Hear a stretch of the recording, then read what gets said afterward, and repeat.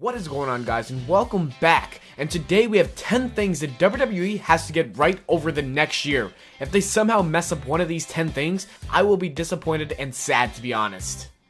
Number 10, WrestleMania 33. Last year's WrestleMania had a lot of potential to be good. I'm not saying the best, but something we could remember. Yet, I have to search up what happened, because the whole card was forgettable. This year, of course, we have one of the most stacked rosters that will be featured on a WrestleMania card. Kevin Owens, AJ Styles, Finn Balor, John Cena, Undertaker, Chris Jericho, Seth Rollins, Triple H, Roman Reigns, Samoa Joe, Shinsuke Nakamura, Sasha Banks, Bayley, Charlotte, Asuka, Becky Lynch, Rusev, Cesaro, The Miz, Sami Zayn, Neville, TJ Perkins, all the other cruiserweights, Bray Wyatt, Randy Orton, Dean Ambrose, The Revival, American Alpha, Enzo and Big Cass, New Day, Bobby Roode, and Brock Lesnar. If the WWE somehow really messes up this year's WrestleMania, I will have nothing to say or defend about the product. You have all the talent in the world, it's almost impossible to f*** it up. But hey, you know WWE, they find a way. They always do. Number 9, Samoa Joe on the main roster. Samoa Joe has been in NXT for quite some time. It's been over a year and he has just dropped the NXT Championship to Shinsuke Nakamura, which usually means he will make his way to the main roster really soon, possibly after TakeOver in Canada. It is very important WWE does not mess up his main roster debut because they have the tendency to do that. WWE has done a great job with making him an absolute monster down in NXT. So it isn't going to be that hard doing the same thing on Raw or SmackDown. Number 8, the Cruiserweight division. I truly believe that one entire hour of Raw should be dedicated to the Cruiserweights because after last night, they were the best thing on Raw since the brand split happened. They will be great because they are fresh faces as well as really entertaining. Yesterday while watching Raw, all of my friends bought into what was going on in the ring. We were all happy and wanted more, besides this one guy. If you watched my vlog for SummerSlam, it was Vincent. Screw you, Vincent. Anyways, the Cruiserweights can save Raw from being crap every week. Anyone who says that they don't appeal to the casual fans, 5 of my 6 friends were casual fans, meaning that theory is stupid. WWE, keep up what you're doing with that division and do not drop the ball on it, please. Number 7, the Women's Division. Now, let's move on to another division that needs to be treated properly in order for it to matter again. WWE has really destroyed the women's division over the years, from calling them divas to giving them 2-minute matches. The division needs more time to be great. I love what SmackDown is doing with the division. Everyone looks important and awesome. The entire roster of women on SmackDown seem like they could be contenders, as well as the storylines are more interesting. Raw, on the other hand, hasn't been doing such a great job. We see Sasha Banks, Charlotte, Bayley, and Dana Brooks with the same thing happening each week. Charlotte and Dana fight, Dana faces off against either Bayley or Sasha Banks, and so on. Besides those 3, no one else looks like a contender, and the story is boring. Raw, fix this issue and take some notes from SmackDown. Number 6, Bobby Roode on the main roster. Another amazing gifted wrestler that can be a star on the main roster if booked correctly. His mic skills to his in-ring skills, as well as his entrance, Bobby Roode truly has what it takes to be glorious on the main roster.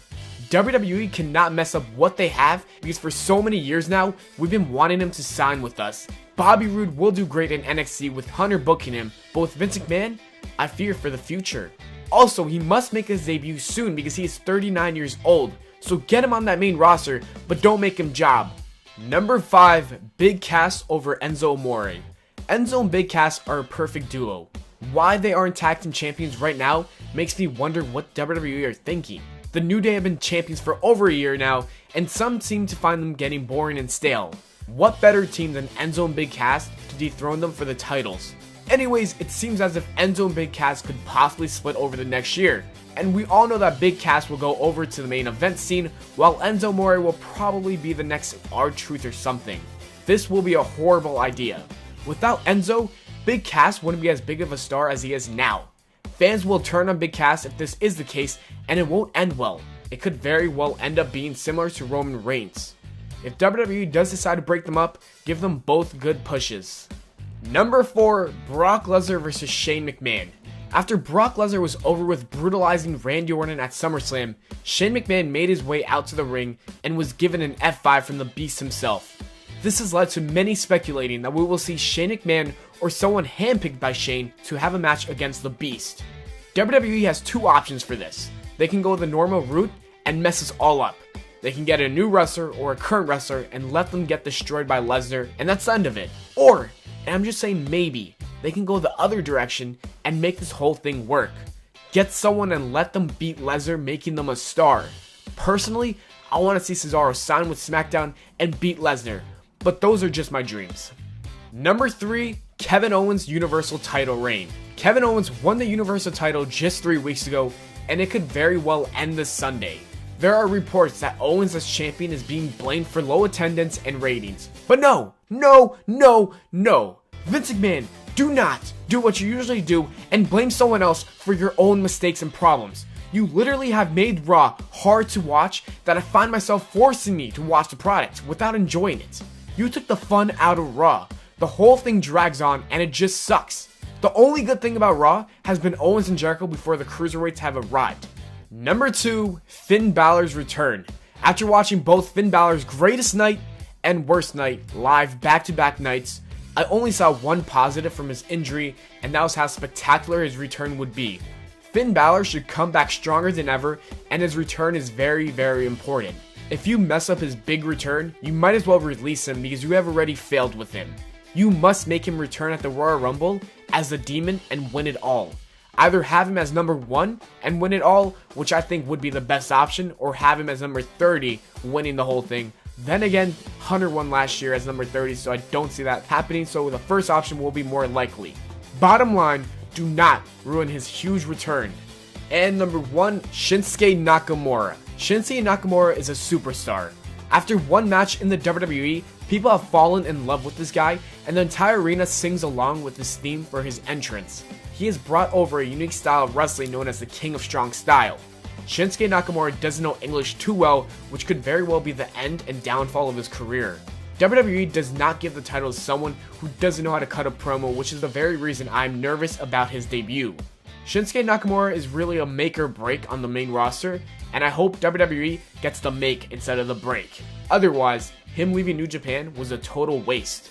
Dear WWE, please watch this video and do not mess all of these 10 things up.